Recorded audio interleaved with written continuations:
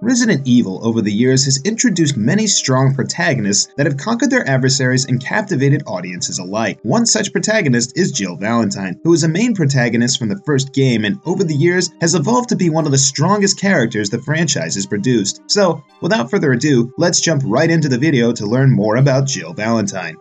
Early life of Jill Valentine. Born to a French father and a Japanese mother sometime in 1974, not much is known about Jill Valentine's childhood. While serving in the United States Army in the early 90s, she was recruited to the Delta Force, where she took part in the grueling operator training course and was praised for her bravery, determination, and calm demeanor while in the face of imminent danger. She was the only woman with Delta Force's training around at the time, excelling in things like bomb disposal and lockpicking. Later, in 1996, she would go on to join the STARS under Albert Wesker. STARS only recruited military veterans and scientists who had undergone weapons training in their ranks, being an elite unit of the RPD, to take care of complex crime scenarios in Raccoon City. Jill made a lot of friends in the STARS team despite keeping her identity a secret. She became good friends with Chris Redfield, who also trained her as a sniper. Later, in 1998, she became a part of the Alpha team led by Albert Wesker and was the breaking and entering specialist and would usually stay behind the team alongside Brad Vickers, the helicopter pilot of the STARS team.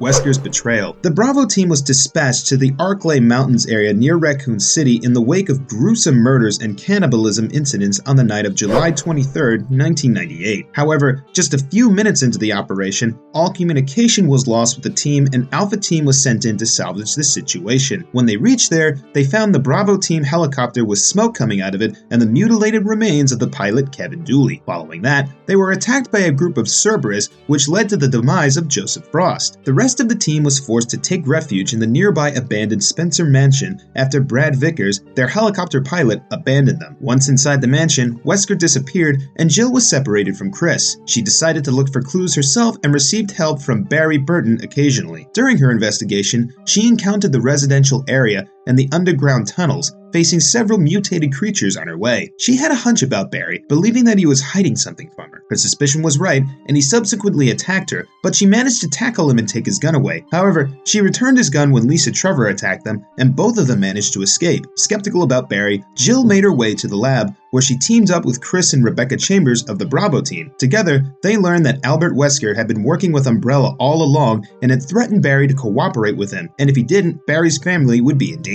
Wesker dispatched a tyrant to eliminate his former associates, but was instead attacked by it. The survivors made their way to the roof of the building after the self-destruct system was initiated. They then signaled to Brad using a flare. Before they could leave, they had to fight the tyrant one more time before escaping on the helicopter.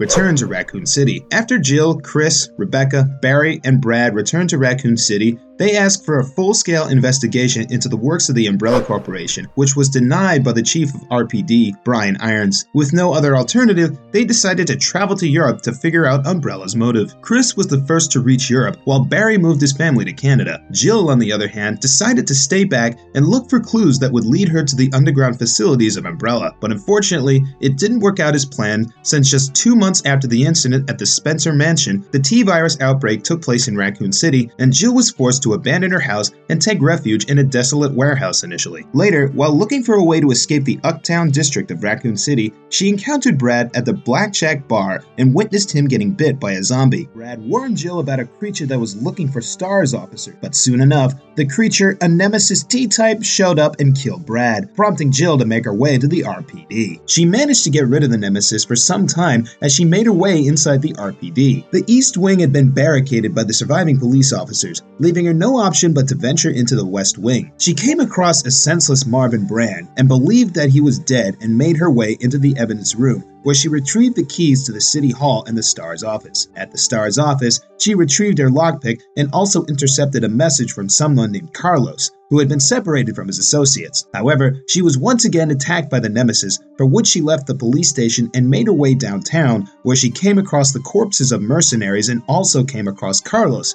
who was a surviving member of the Umbrella Biohazard Countermeasure Service. Jill opened the doors of the City Hall, which was infested by zombies. She managed to make her way to the cable car station and meet up with Nikolai Zonavev, Mikhail Victor, and Carlos. Nikolai wanted to reach the downtown district using the cable car, but he didn't trust Jill, and also the cable car wasn't working because of a few missing parts. After Jill gathered the parts, they got on the cable car. However, the Nemesis found them. Mikhail gave his life trying to protect Carlos and Jill, and both of them ended up in a clock tower. She tried to rig the clock at the tower to set up an alarm to signal the awaiting rescue helicopter, but as soon as the helicopter appeared, the Nemesis showed up and annihilated it using a rocket launcher. Having no other choice, Jill tried to fight the Nemesis, but was overpowered and infected with the T-virus as the Nemesis stabbed her with a tentacle. Witnessing Jill's plight, Carlos joined in on the action, but was no match for the creature and was knocked unconscious. Ultimately, Jill killed the Nemesis, but then collapsed due to her injuries and tiredness. When Carlos woke up, he took Jill inside the tower and cared for her until she regained consciousness. She informed Carlos that she had been infected and that if she turned into a zombie, she wanted Carlos to put a bullet in her. Carlos, however, retrieved an antidote from the Raccoon City General Hospital and administered it to Jill, thus helping her recover. He also informed Jill that Nikolai was still alive and that she shouldn't trust him. Her subsequent discovery was another hazardous materials disposal plant hidden behind a park owned by Umbrella. Once again, she confronted Nikolai in this lab and fought with Nemesis. She was informed about a thermobaric missile intended to destroy the city. Jill fought the Nemesis one last time in its fully mutated state and was able to kill it using a secret weapon that was kept in the lab. Finally, Jill and Carlos escaped aboard a helicopter piloted by Barry, who had returned to save his comrades in need. As they escaped, they noticed the horrific destruction caused by the thermobaric missile. Both Barry and Jill would go on to join various groups trying to uncover the misdeeds of the Umbrella Corporation.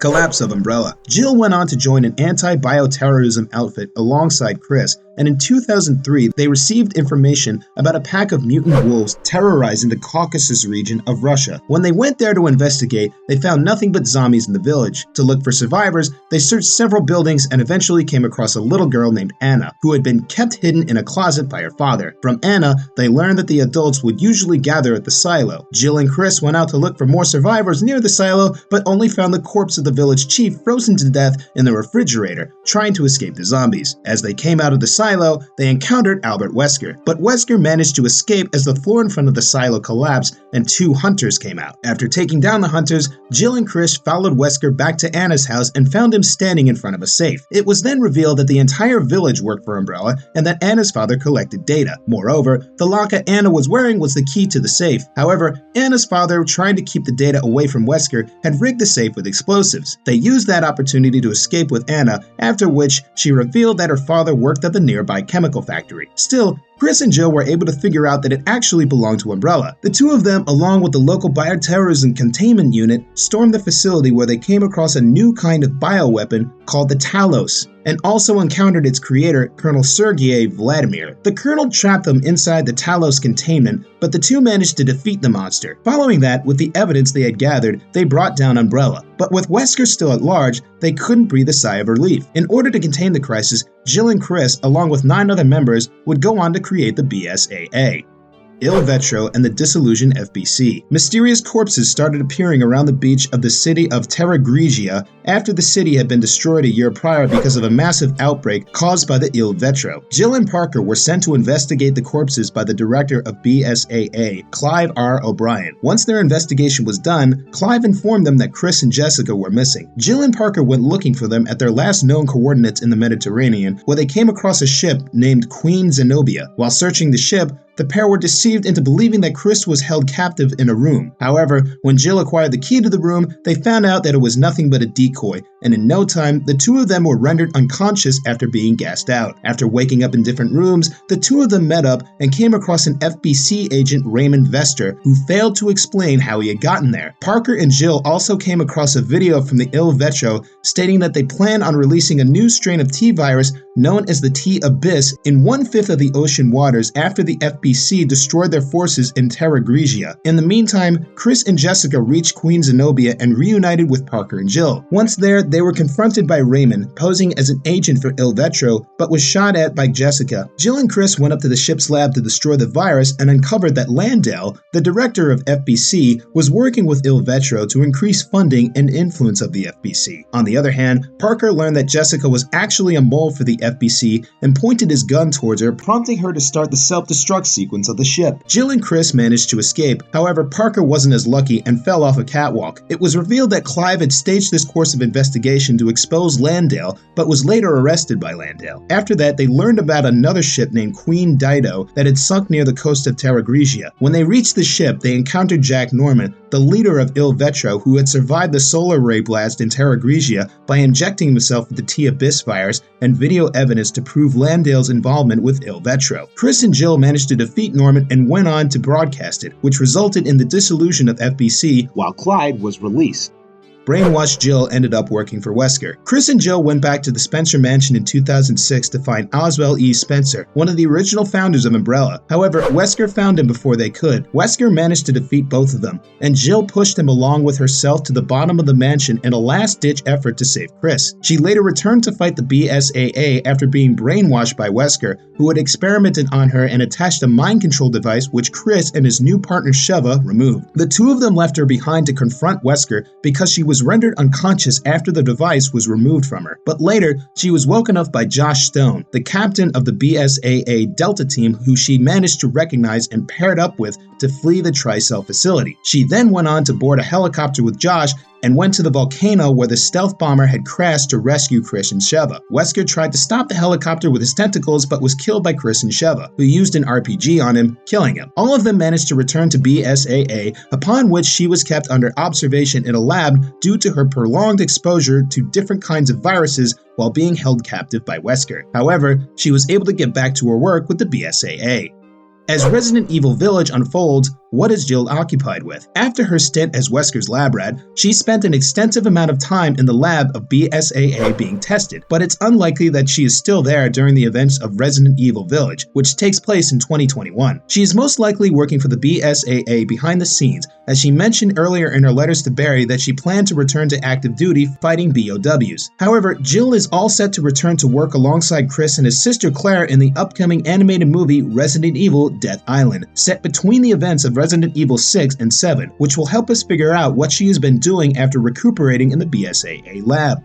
Why hasn't Jill Valentine aged? Jill Valentine hasn't aged because of her exposure to the T-virus in Raccoon City when she was attacked by the Nemesis, which has slowed her aging compared to normal human beings. Because of this, she resembles her 23-year-old self, whereas her contemporaries have aged significantly. Marvelous verdict. With her calm and righteous personality, Jill is one of the most beloved characters, and rightfully so. Although she hasn't been seen since Resident Evil 5, it will be interesting to see her return in Resident Evil Death Island. If you enjoyed this video, please like and share it, and for more exciting videos, please subscribe to our channel.